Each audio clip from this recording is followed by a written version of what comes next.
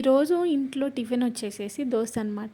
దోశ పిండి ఎప్పుడు రుబ్బినా కూడా 3 డేస్కి సరిపడా దోశ పిండి అయితే రుబ్బేసేసి పెడతాను. అంటే పిల్లలు ఈవినింగ్ స్కూల్ నుంచి వచ్చిన తర్వాత దోశ అయితే ఈజీగా వాళ్ళు వేసుకొని తినేసేస్తారు కదా. ఇంకా దోశ పిండి అయితే ఎప్పుడు ఇంట్లో రెడీగా ఉంటది అనమాట. దోశలు వేసేసుకొని తినేసేస్తారు. ఇంకా ఈ రోజు లాస్ట్ డే అనమాట. మార్నింగ్ పూట దోశలు వేస్తున్నాను. నువ్వు ఎప్పుడు దోశలు వేసినా కూడా మా పిల్లలకైనా మా ఆయనకైనా ఒకటి ఎగ్ దోశ, ఒకటి ఆనియన్ దోశ, ఒకటి ప్లెయిన్ దోశ, ఈ 3 దోశలు అయితే ఖచ్చితంగా వేయాల్సిందే. వాళ్ళకి వెయ్యలేనులే మామూలుగా ప్లెయిన్ దోశ తినండి అన్న కూడా అస్సలు తినరు. కంటిన్యూగా ఈ 3 దోశలు అయితే వేసి తీరాల్సిందే. ఇక దోశలు అయితే చాలా ఇష్టంగా తింటారు పిల్లలు. ఇంకా దోశలు వేసేసి ఇచ్చేస్తున్నాను అనమాట. అయితే ఈ రోజు దోశలు కొంచెమే పిండి ఉంది కదా, చట్నీ ఎందుకులే చేయడం అనేసి ఏం చట్నీ చేయలేదు. రాత్రి చికెన్ కర్రీ ఉందనమాట.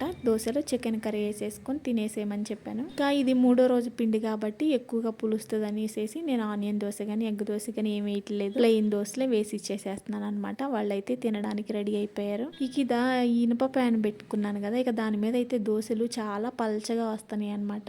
ఈ ప్యాన్ మీద ఈ మధ్య నాన్ స్టిక్ వాడడం మంచిది కాదనేసి అన్నారు కదా, అందుకని చెప్పేసి ఇనుప దోశల ప్యాన్ అయితే తీసుకున్నాను. ఇలా అయితే మాత్రం ఒకసారి ఉల్లిపాయ రాసామంటే చాలు దోశలు ఇంకా అతుక్కోవన్నమాట, ఈజీగా వస్తాయి.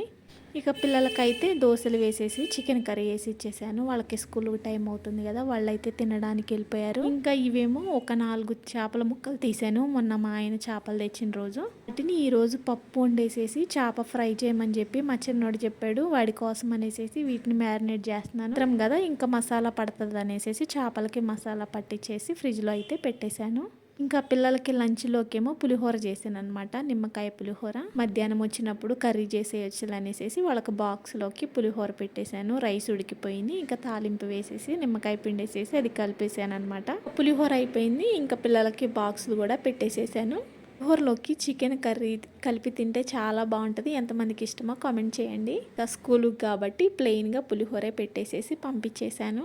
ఇక దోశలు వాళ్ళ ముగ్గురికే వచ్చినాయి అనమాట. ఇంకా నేనైతే ఆ కొంచెం పులిహోర కొంచెం గ్రేవీ వేసుకొని తినేసి, ఇంకా నాకు డ్యూటీకి టైం అయిపోతుంది, ఇంట్లో పనులన్నీ చేసుకొని వెళ్ళాలి కదా. ఇక సరే రేపు ఇడ్లీ వేద్దాం అనేసి మినపప్పు కూడా నానబెట్టేసేసి పెడుతున్నాను అనమాట. ఎందుకంటే మళ్ళీ మర్చిపోతాను, ఒక్కొక్కసారి మధ్యాహ్నం రాను. ఎప్పుడు ఇడ్లీకి నానబెడదామన్నా కూడా వెళ్ళేటప్పుడు నానబెడదాంలే అని అనుకుంటాను, అలానే మర్చిపోయి వెళ్ళిపోతా. ఇంకా ఈ రోజు మాత్రం రెడీ అవ్వకముందే మినపప్పు అయితే నానబెట్టాను. అంతే. ఈ వీడియో మీరైతే సబ్స్క్రైబ్ చేసుకోండి. మరి ఉంటా, బాయ్.